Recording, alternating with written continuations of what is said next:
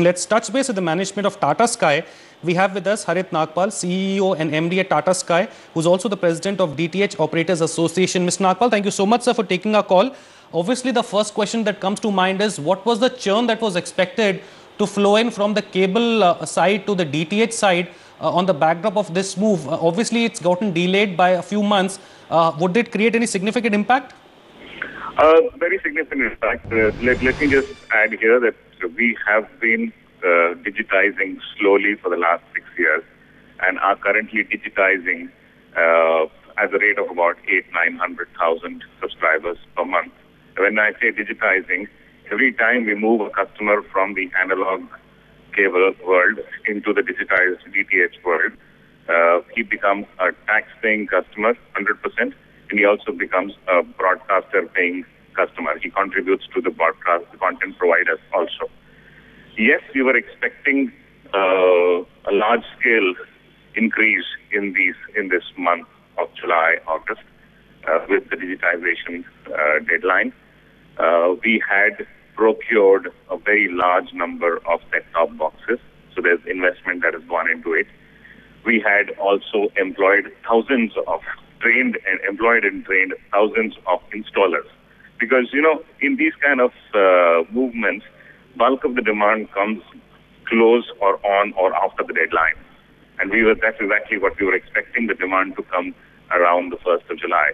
Now, and this is exactly what we've been asking the ministry as well as the regulator for the last 6 months, saying, if you think that the deadline may need a change, please do tell us well in time and not at the last moment. And exactly what we were fearing has happened. 10 days before the deadline is supposed to go, we told, it's been extended by 4 months. Which means the tons of set-top boxes that we've got procured in our warehouses are going to be carried for another 4 months or till the next deadline happens. The thousands of people we've employed, what do I do with them? Do I just unemploy them and send them on the roads again? Or do I carry them till the next deadline? Right. That's the impact that it has on me. And second thing that I'm asking is, 6 months ago, we set task forces which met every 15 days, verified, checked all the deadlines. Is the progress happening as per schedule?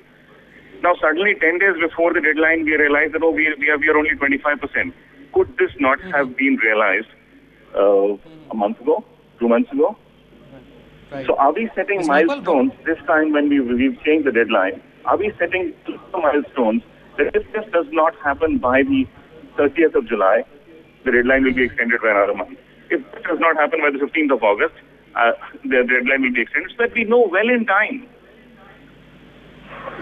Right. Can you give us a sense on what is the churn rate? I believe 20%, 30% is the kind of number that is doing around. You want to clarify that?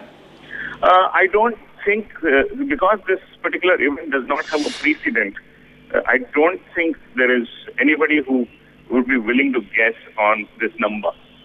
Anybody who's doing that is conjecturing completely. And how is the DTH sector preparing for any eventuality, the churn rates and the move of customers to the DTH side or to the cable side, the kind of incremental investments that the sector is doing? Can you give us a sense on all those factors? We are preparing for the best. We are preparing in a very optimistic manner, because if it's expected to be 20% and I provide for 30%, I only have 10% extra in terms of boxes, which I can spread out to the rest of the country. Because we are national operators, we have operations across the country. And this first phase of digitization is only for 4 cities, which were only contributing not even 5% of the total. Because, if the expected total number of analog households in the country is about 120 million, about 5 to 6 million were residing in these 4 cities. So, if you carry double of what you were supposed to be carrying here also, it's easy to spread that across the country. A quick comment on the pricing side? On the pricing? What pricing?